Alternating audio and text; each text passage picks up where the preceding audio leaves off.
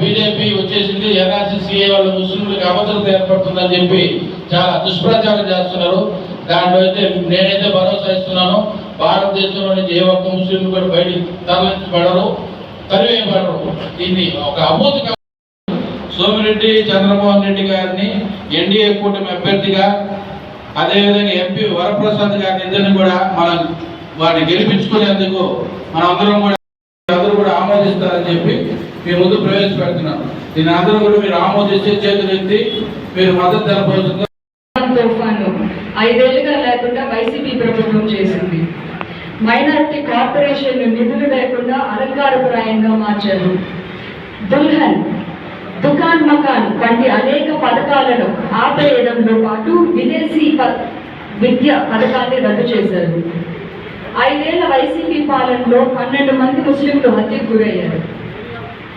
వెంకటాచలంలోనే 2 ముస్లింలు ఒక sub inspector బలి తీసుకున్నారు, 2 ముస్లింలని.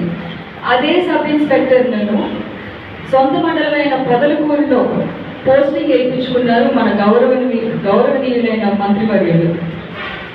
పొదలకూరులో ఆ ఎస్ఐ వెళ్ళి ఉదయగిరి నారాయణ అనే దళితుడి ప్రాణం తీసుకున్నారు. వెంకటాచలం, కసుమూరు తదితర ప్రాంతాల్లో ముస్లింల దుకాణాలను ధ్వంసం చేయించడంతో పాటు వారిపై దాడులకు పాల్పడ్డారు. అనేక కేసులు బనాయించి రోజు వేధిస్తున్నారు.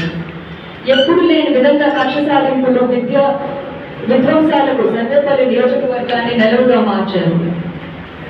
ముదుగూరు మండలంలో మన కృష్ణపట్నం పోర్ట్ కంటైనర్ టెర్మినల్ ను చెన్నైకి తలివేసి వేల మంది ఉద్యోగాలు పోవడానికి కారకులయ్యారు మన గౌరవనీయులైన మంత్రివర్యులు. టీడీపీ అధికారంలోకి రాగానే తిరిగి కంటైనర్ టెర్మినల్ ను సోమిరెడ్డి గారు సాధిస్తారు. సుమారు 1300 మంది విదేశీ విద్య పథకం కింద అమెరికాకి బయట ప్రాంతాల్లో దూర విద్యకు పోయి వాళ్ళకి స్కాలర్షిప్ నిధులు విడుదల చేయక అల్లాడారు. దాని మీద అనేక రాజకీయ పార్టీలు, తెలుగుదేశం పార్టీ కూడా మన పోరాటం చేస్తే ఎట్టకేలకు జగన్మోహన్ రెడ్డి ఆ నిధులు విడుదల చేయడం జరిగింది.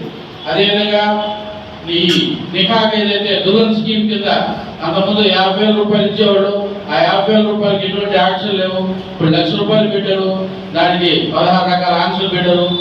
ఆ ఆంక్షలతో పెళ్లిళ్ళు అయితే ఏం చేసుకోలేరు మా మైనార్టీలు. వైసీపీ ప్రభుత్వం ఏంటంటే మైనార్టీలు పూర్తిగా విస్మరించేశారు. అదేవిధంగా నియోజకవర్గంలో 12 మంది ముస్లింలు వైసీపీ ప్రభుత్వం వచ్చిన తర్వాత ఆత్మహత్య చేసుకున్నారు. కారణం ఏంటంటే వీళ్ళ వేదికలు తట్టుకోలేక ఆస్తులు కోల్పోయినారు, పోగలుగా ఉన్నారు. కాబట్టి మనం రాబోయే రోజుల్లో మన మైనార్టీలకు సంబంధించి ఏ పని కావాలన్నా, మన మైనార్టీలకు సురక్షితంగా భద్రత కావాలన్నా కూడా మనం సోమిరెడ్డి చంద్రమోహన్ రెడ్డి గారిని గెలిపించుకోవాల్సిన బాధ్యత మన అందరిపైన ఉంది. మంత్రిగా ఉన్నారు కానీ, సర్వేపల్లి మంత్రి ఉంటాడు కానీ, రాష్ట్ర మంత్రి పక్క ఏ జిల్లాలో అడిగినా మరి వ్యవసాయ శాఖ మంత్రి ఎవరైతే చెప్పే పరిస్థితి లేదు ఈరోజు.